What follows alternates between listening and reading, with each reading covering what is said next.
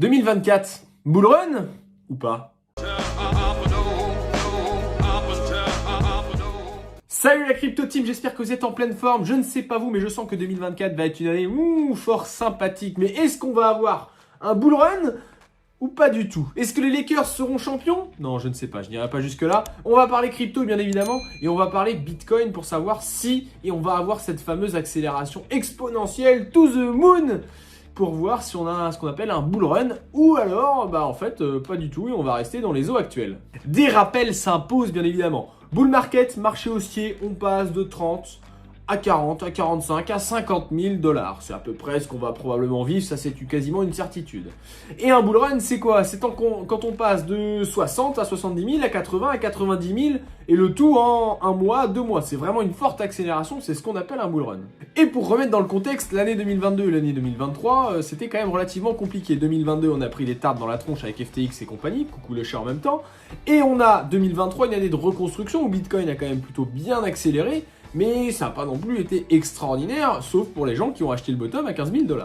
On va prendre les arguments tout de suite pour le bull run. Oui, il sera en 2024. Premier argument, évidemment, de taille, la validation d'un ETF spot Bitcoin qui va créer un appel de fonds, qui va créer une démocratisation au grand public et qui va faire qu'il va y avoir énormément d'argent qui vont arriver sur le marché du Bitcoin et de la crypto. Apparemment, c'est aussi l'heure de la toilette pour mes chats là. Deuxième élément qui vient avec ça, le supply shock, la théorie du supply shock. Pourquoi? Puisqu'on est grossièrement à 19,5 millions de bitcoins minés sur les 21 millions qu'il y aura au total. Avec le halving, ça diminue tous les 4 ans. Et il y en a de moins en moins sur le marché. Et avec des fonds d'investissement qui arrivent pour accumuler du bitcoin, eh bien, à un moment ou à un autre, ça va starir tout simplement cette source. Il va y en avoir de moins en moins. Alors certes, les fonds d'investissement vont les chercher parfois, même souvent à la source directement aux mineurs et ne passent pas par des exchanges. Mais il peut y avoir un moment où il y a très peu de bitcoin disponibles à l'achat, peu importe où c'est. Et c'est le supply shock, et alors là c'est exponentiel, ça explose. Et puis le troisième élément, il est macroéconomique, c'est un pivot sur les taux directeurs de la Fed, c'est-à-dire que ça va faciliter un peu plus l'emprunt qu'actuellement au niveau des liquidités, au niveau du monde, que ça soit pour le marché boursier, comme pour le marché crypto, enfin bref, ça va être un petit peu pour tout le monde. Actuellement, les taux directeurs sont assez élevés de façon à limiter l'inflation, mais c'est quasiment un consensus que dans l'année 2024, on va avoir un pivot, et c'est-à-dire qu'on va rediminuer les taux pour faciliter la relance économique, et ça pourrait en profiter du coup aux cryptos et à Bitcoin. Bon, sur le papier, c'est quand même pas mal. Maintenant, on va aller voir les arguments de l'autre côté. On a des conditions macroéconomiques qui sont quand même loin d'être extraordinaires. On est sorti d'une période qui était très bizarre. On a des taux directeurs qui sont très élevés encore. Et le temps qu'ils rebasculent vers zéro, qu'ils tendent vers zéro, ça va mettre probablement plusieurs mois. Et voire même peut-être une année entière. On a des risques de récession dans beaucoup de pays. L'Allemagne est d'ailleurs déjà en récession.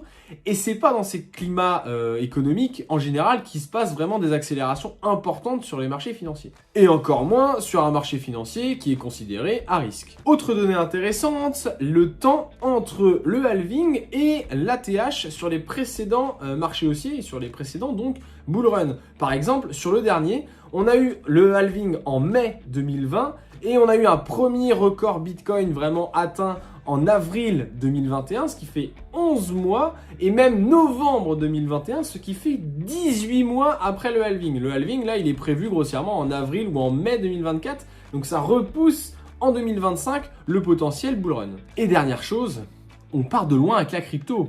Je vous rappelle les affaires FTX, Celsius et compagnie, où ça a quand même fait beaucoup de mal à l'image de la crypto de manière générale, que ça soit pour le grand public, même si les institutionnels arrivent aussi sur le marché, ça va mettre du temps et c'est pas en un claquement de doigts que tout va changer là-dessus. Donc, on va peut-être ramer encore quelques mois. Je vous donne mon avis perso par rapport à ça. Je pense que 2024 va être une année plutôt fast, mais que l'ATH, ça sera premier semestre 2025. Alors, je prends un petit peu de risque sans en prendre trop, puisque c'est quand même assez lointain.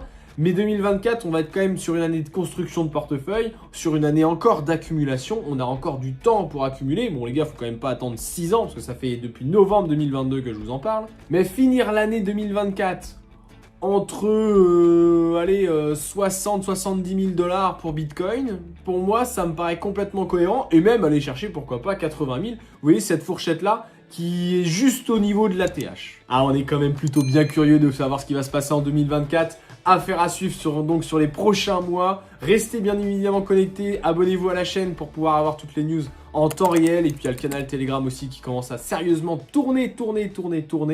On se retrouve très vite pour une prochaine vidéo. Salut!